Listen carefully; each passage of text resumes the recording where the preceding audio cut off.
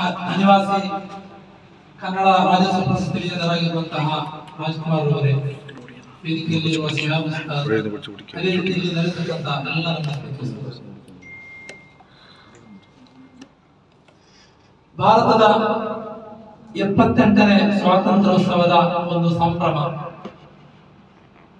ನಮ್ಮ ದೇಶದಾದ್ಯಂತ ಇವತ್ತು ಎಲ್ಲರೂ ಕೂಡ ಸಂಭ್ರಮಿಸ್ತಾ ಇದ್ದಾರೆ. ನಾವೆಲ್ಲರೂ ಕೂಡ ಸಂಭ್ರಮಿಸಬೇಕಾದಂತಹ ಒಂದು ವಿಚಾರ ಕೂಡ ಆಗಿದೆ.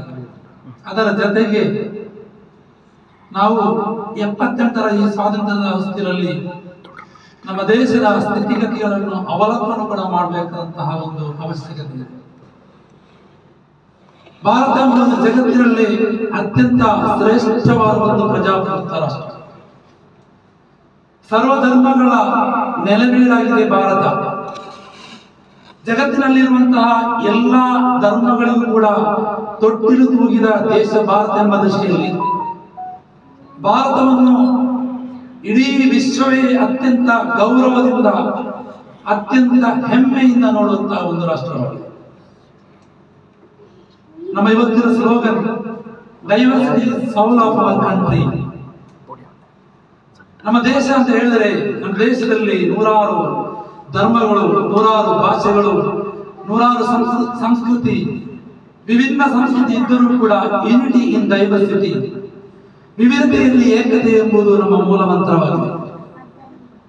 ನಮ್ಮ ದೇಶದಲ್ಲಿ ಪ್ರತಿಯೊಂದು ಧರ್ಮದವರಿಗೂ ಕೂಡ ಅವರವರ ಧರ್ಮಕ್ಕೆ ಅನುಸಾರವಾಗಿ ಜೀವಿಸುವಂತಹ ಹಕ್ಕನ್ನ, ಸ್ವಾತಂತ್ರ್ಯವನ್ನ ನಮ್ಮ ದೇಶ ಕೊಟ್ಟಿದೆ, ನಮ್ಮ ಸಂವಿಧಾನವು ಕೊಟ್ಟಿದೆ. ಆದರೆ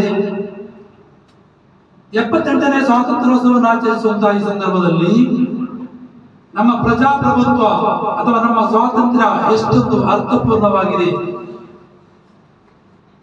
ಸಂವಿಧಾನವನ್ನೇ ನಾವು ಬದಲಿಸುತ್ತೇವೆ, ಸಂವಿಧಾನವನ್ನೇ ನಾವು ಇಲ್ಲವಾಗಿಸುತ್ತೇವೆ ಎಂಬ ಕೂಗುಗಳು ಕೇಳಿಬರುವಂತಹ ಈ ಸಂದರ್ಭದಲ್ಲಿ ನಮ್ಮ ಸಂವಿಧಾನವನ್ನ ರಕ್ಷಣೆ ಮಾಡಬೇಕಾದ ಕರ್ತವ್ಯ ನಮಗೆಲ್ಲರಿಗೂ ಕೂಡ ಇದೆ.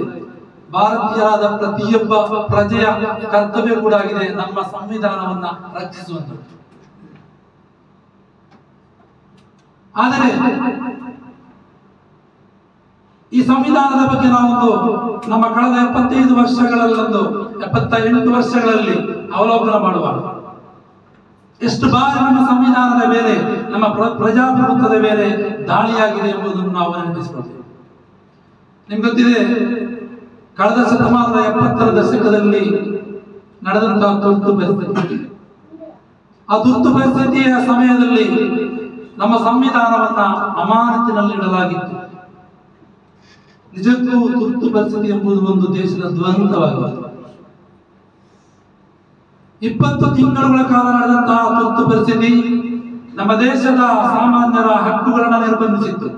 ಆದರೆ ಇಡೀ ಭಾರತದ ಎಲ್ಲರ ಒಂದು ಪ್ರತಿಭಟನೆಯ ಮುಖಾಂತರವಾಗಿ, ಹೋರಾಟದ ಮುಖಾಂತರವಾಗಿ ಅದಕ್ಕೆ ಜಯವನ್ನು ಕೂಡ ಸಿಕ್ಕಿತ್ತು. ಸಂವಿಧಾನಕ್ಕಿಂತ ಮೇಲೆ ಎಂಬ ಅಮಲು ರಾಜಕೀಯ ಅದು ಯಾವ ರೀತಿ ಅಂತಿಮ ಕಾಣುತ್ತೆ ಎಂಬುದಕ್ಕೆ ತುರ್ತು ಪರಿಸ್ಥಿತಿ ಅತ್ಯಂತದ ಒಂದು ದೊಡ್ಡ ಒಂದು ಉತ್ತಮ ಉದಾಹರಣೆ. ಆದರೆ ದುರದೃಷ್ಟವಶಾತ್ ಕಳೆದ 10 ವರ್ಷಗಳಲ್ಲಿ ನಾವು ನಮ್ಮ ದೇಶದಾದ್ಯಂತ ಆಘೋಷಿತ ತುರ್ತು ಪರಿಸ್ಥಿತಿ ಇರುವುದನ್ನು ನಾವು ಕಾಣ್ತಾ ಇದ್ದೇವೆ. ಅದಕ್ಕೆ ಹಲವಾರು ನಿದರ್ಶನಗಳು ನಮಗೆ ಗೊತ್ತಿದೆ. ನಮ್ಮ ಪತ್ರಿಕಾ ಸ್ವಾತಂತ್ರ್ಯ ಅದು ಎಷ್ಟರ ಮಟ್ಟಿಗೆ ಹದಗಟ್ಟಿದೆ ಎಂಬುದನ್ನು ನಾವು ನೋಡಬೇಕು.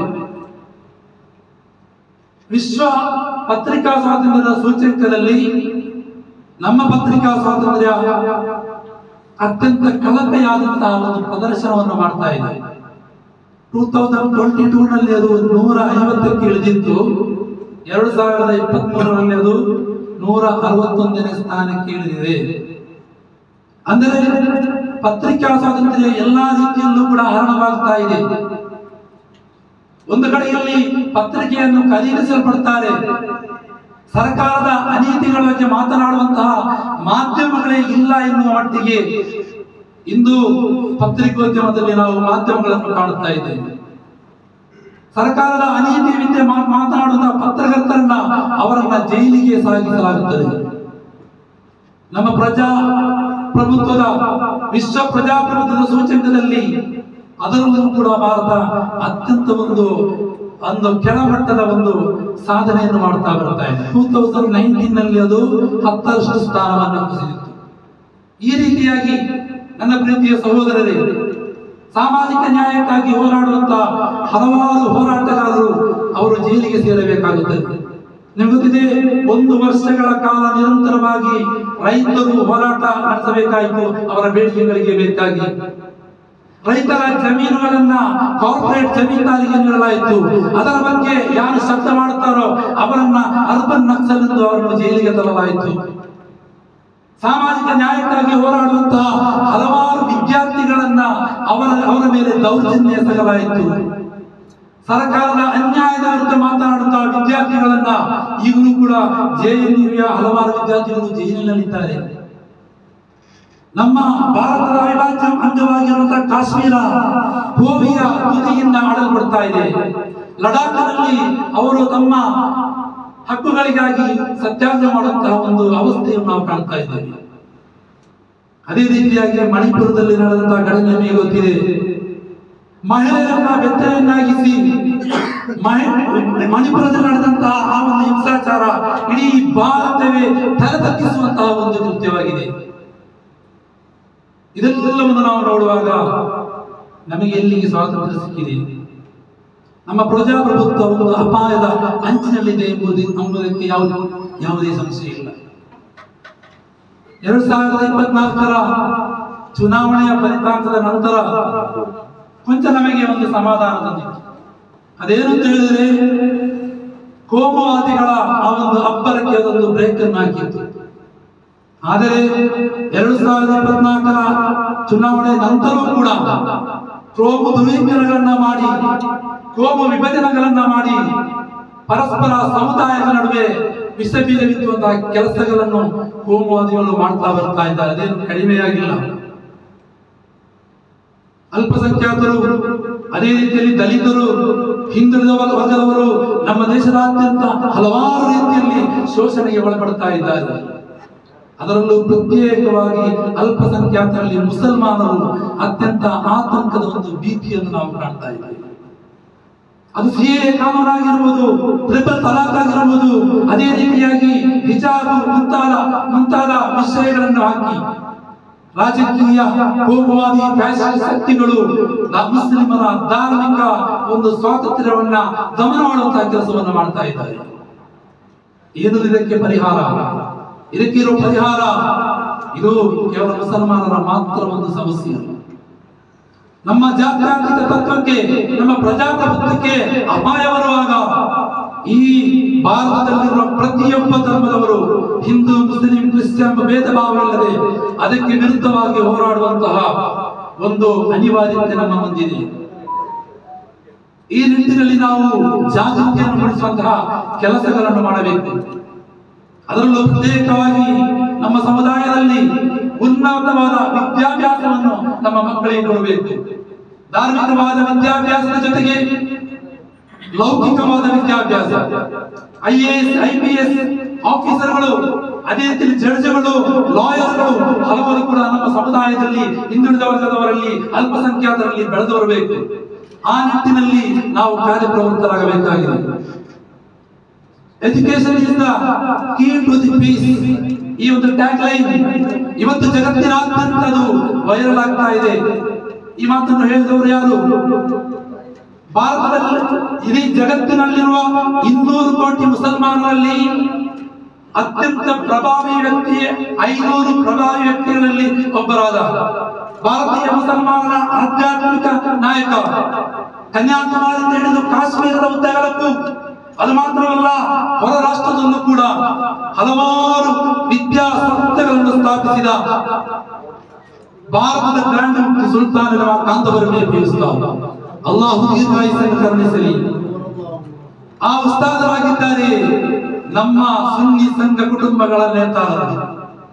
ನಮ್ಮ ಉಸ್ತಾದರ ಬದುಕನ್ನು ನೋಡಿದರೆ ಸುಲ್ತಾನ ಎಪಿ ಉಸ್ತಾದರ ನೀವು ಭಾಷಣಗಳನ್ನ, ಅವರ ಲೇಖನಗಳನ್ನ, ಅವರ ಬದುಕನ್ನು ನೋಡಿದರೆ ಅವರು ಪ್ರತಿಯೊಂದು ಸಮಯದಲ್ಲೂ ಕೂಡ ಅವರು ಹೇಳುತ್ತಿರುವಂತಹ ವಿಷಯ ಭಾರತವನ್ನು ಒಂದು ಸೌಹಾರ್ದ ರಾಷ್ಟ್ರ ಕಟ್ಟಲಿಕ್ಕೆ ಬೇಕಾಗಿ ಅವರು ಕರೆಯನ್ನು ಕೊಡ್ತಾರೆ. ಅವರು ಒಂದು ಕರೆಯನ್ನು ಕೊಟ್ಟರೆ ಆ ಕರೆಯನ್ನು ಸ್ವೀಕರಿಸಲಿಕ್ಕೆ ಲಕ್ಷಾಂತರ ಮಂದಿ ಅನುಯಾಯಿಗಳಿದ್ದಾರೆ.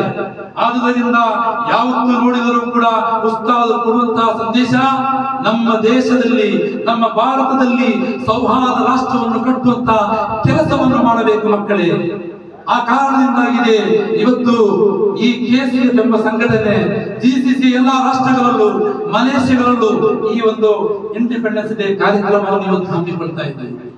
ಇಲ್ಲಿ ಮಾತ್ರವಲ್ಲ, ಇದೇ ICF ಒಂದು ಕಾರ್ಯಕ್ರಮ ಸಲ್ಮಾಬಾದ್ನಲ್ಲಿ ನಡೆಯುತ್ತಾ ಇದೆ.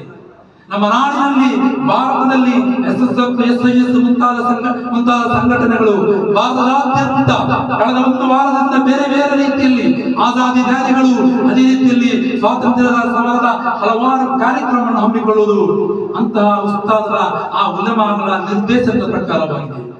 ಆದುದರಿಂದ ನಾನು ನನ್ನ ಮಾತುಗಳನ್ನು ಚುಟುಗೊಳಿಸ್ತಾ ಇದ್ದೇನೆ. ನನಗೆ ಹೇಳಲಿಕ್ಕೆ ಇರುವಂತದ್ದು, ಇಲ್ಲಿ ಧರ್ಮ ಯಾವುದೂ ಕೂಡ, ಎಲ್ಲಾ ಧರ್ಮವೂ ಕೂಡ ಶಾಂತಿಯನ್ನೇ ಬಯಸುತ್ತದೆ. ನಮ್ಮ ದೇಶದ ಐಕ್ಯತೆಗೆ ಧರ್ಮ ಯಾವತ್ತೂ ಕೂಡ ತಡೆಗೋಡೆಯಾಗುವುದಿಲ್ಲ.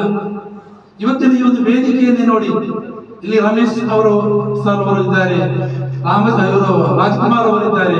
ಆಗ ಒಂದು ಲಡ್ಡು ತಿನ್ನುವಾಗ ನಾನು ಅಬ್ಸರ್ವ್ ಮಾಡಿದೆ, ರಮೇಶ್ ರವರು ಒಂದು ಇದು ಲಡ್ಡು ತಿಂದು ಅದರ ಅರ್ಧ ತುಂಡನ್ನ ಜಮಾಲ್ ಬಾಯಿ ಹೋದ್ರು.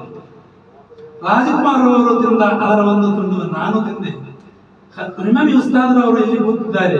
ಧರ್ಮಗಳು ಅಡ್ಡಿಯಾಗುತ್ತಿದ್ದರೆ ನಾವೆಲ್ಲ ಈ ರೀತಿ ಕುಳಿತುಕೊಂಡು ಪರಸ್ಪರ ಈ ರೀತಿಯ ಒಂದು ಸಂತೋಷ ಇಲ್ಲಿ ಬರ್ತಿದ್ದ. ಆದುದರಿಂದ ಧರ್ಮ ಯಾವತ್ತೂ ಕೂಡ ಹಿಂಸೆಯನ್ನು ಪ್ರತಿಪಾದಿಸುವುದಿಲ್ಲ. ಈಗಾಗಲೇ ಅವರು ಸರ್ ಅವರು ಬಹಳ ಚೆನ್ನಾಗಿ ಹೇಳಿದ್ರು, ರಮೇಶ್ ಸರ್ ನಮ್ಮ ಜಮಾಲ್ ಬಾಯಿ ಅವರು ಹೇಳ್ತಾ ಇದ್ರು, ಒಳ್ಳೆ ಗೆಸ್ಟ್ ಬರ್ತಿದ್ದಾರೆ. ನಮ್ಗೆ ಇವತ್ತು ಗೊತ್ತಾಯ್ತು ಒಂದು ವ್ಯಕ್ತಿ ಬಹಳ ಚೆನ್ನಾಗಿತ್ತು ಅವರ ಮಾತುಗಳೆಲ್ಲ. ಆದುದರಿಂದ ಧರ್ಮ ಯಾವತ್ತೂ ಕೂಡ ಹಿಂಸೆಯನ್ನು ಪ್ರತಿಪಾದಿಸುವುದಿಲ್ಲ.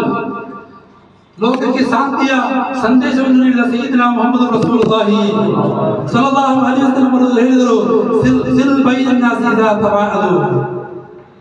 ಒಳ್ಳೆಯ ಒಂದು ಕಾರ್ಯ ಯಾವುದನ್ನು ಕೇಳುವಾಗ ಅವರ ಅನುಯಾಯಿಗಳು ಕೇಳುವ ಸಂದರ್ಭದಲ್ಲಿ ಹೇಳಿದರು, ಜನರನ್ನ ಒಂದುಗೂಡಿಸುವಂತಹ ಕೆಲಸ ಮಾಡುವಂಥದ್ದು. ಜನರೆಡೆಯಲ್ಲಿ ವಿಷ ಬೀಜಗಳನ್ನು ಬಿತ್ತುವಾಗ ಜಾತಿಗಳ ನಡುವೆ, ಧರ್ಮಗಳ ನಡುವೆ ಗೋಡೆಗಳನ್ನು ಕಟ್ಟುವ ಸಂದರ್ಭದಲ್ಲಿ ಯಾರು ಒಟ್ಟುಗೂಡಿಸುವ ಕೆಲಸವನ್ನು ಮಾಡುತ್ತಾರೋ ಅದು ಅತ್ಯಂತ ಶ್ರೇಷ್ಠವಾದ ಒಂದು ಕೆಲಸವಾಗಿದೆ. ಆದುದರಿಂದ ಜನರನ್ನು ಹತ್ತಿರ ಮಾಡುವಂತಹ ಕೆಲಸವನ್ನು ನಾವು ಮಾಡಬೇಕಾಗಿದೆ. ಎಲ್ಲೋ ಹುಡುಕಿದೆ ಇಲ್ಲದ ದೇವರ ಚಲ್ಲ ಮಣ್ಣುಗಳ ಗುಡಿಯೊಳಗೆ ಇಲ್ಲೇ ಇರುವ ಪ್ರೀತಿ ಸ್ನೇಹಗಳ ಗುರುತಿಸದಾದನು ನಮ್ಮೊಳಗೆ.